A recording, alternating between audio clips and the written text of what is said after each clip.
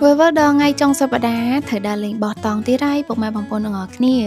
ហើយដំណើរកម្សាន្តរបស់ពួកយើងនៅក្នុងថ្ងៃនេះហាគឺឆ្ពោះទៅខាងកែបទៅសហគមន៍មួយកន្លែងគឺសហគមន៍នេសាទអូកាសាបើនិយាយពីចម្ងាយពីភ្នំពេញទៅសហគមន៍ប្រហែលជា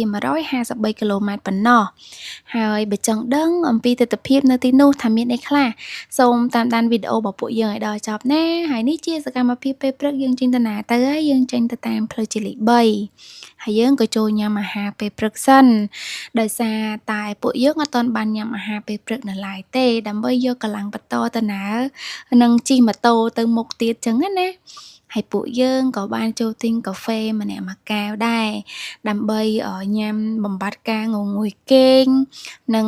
ជំនួយដល់ការធ្វើដំណើររបស់ពួកយើងទាំងពីរនាក់ចឹងទៅហើយកាត់បដកន្លែងនេះគឺជាផ្លូវវាងក្រុងឆ្ពោះទៅខេត្តកែបផ្ទាល់តែម្ដងឥឡូវនេះយើងអត់ចាំបាច់ជិះទៅខេត្តកពតហើយយើងត្រូវធ្វើដំណើរទៅខេត្តកែបទេហើយបើនិយាយពីទេសភាពតាមដងផ្លូវវាងក្រុងនឹងវិញគឺថាស្អាតមែនទែនបងប្អូនទាំងអស់គ្នាហើយឥឡូវយើងបានមកដល់ផ្លូវចូលទៅសហគមន៍ហើយ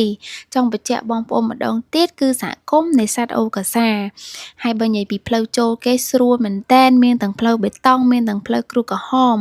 ហើយមួយវិញទៀតនៅក្នុងហ្នឹងក៏មានជារីសតដែរណាពុកម៉ែបងប្អូនទាំងអស់គ្នាមកលេងកម្សាន្តអាចស្នាក់នៅក្នុងរីសតហ្នឹងបានហើយឥឡូវចូលដល់ផ្លូវចូលដល់រីសតហើយរីសតគេឈ្មោះឆ្នេរសមុទ្រកងកាងពុកម៉ែបងប្អូនទាំងអស់គ្នានៅទីបំផុតពួកយើងក៏បានមកដល់សហគមន៍នេសាទអូកាសាផ្ទាល់ហើយបងប្អូនទាំងអស់គ្នា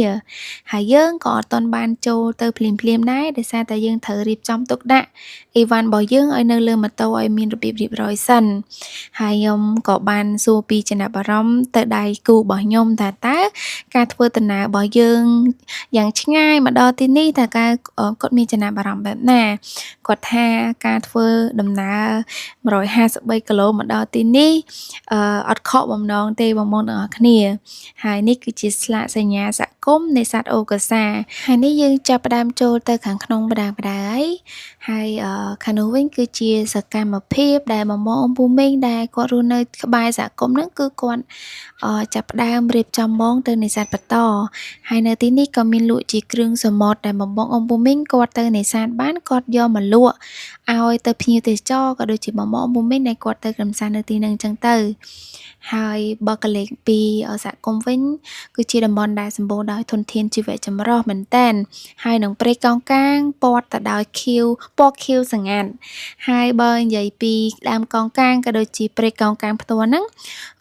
វាមានសារៈសំខាន់ច្រើនមែនទែនវាជួយបង្កើតអុកស៊ីសែនវាជាជំរករបស់ជីវៈចម្រុះពីការបោកបក់របស់ទឹករលកក៏ដូចជាទឹកសមុទ្រផ្ទាល់នឹងឯងហើយមួយវិញទៀតវាក៏ជួយកាត់បន្ថយមហន្តរាយពីគ្រោះធម្មជាតិផ្សេងៗដែរបងប្អូនទាំងអស់គ្នា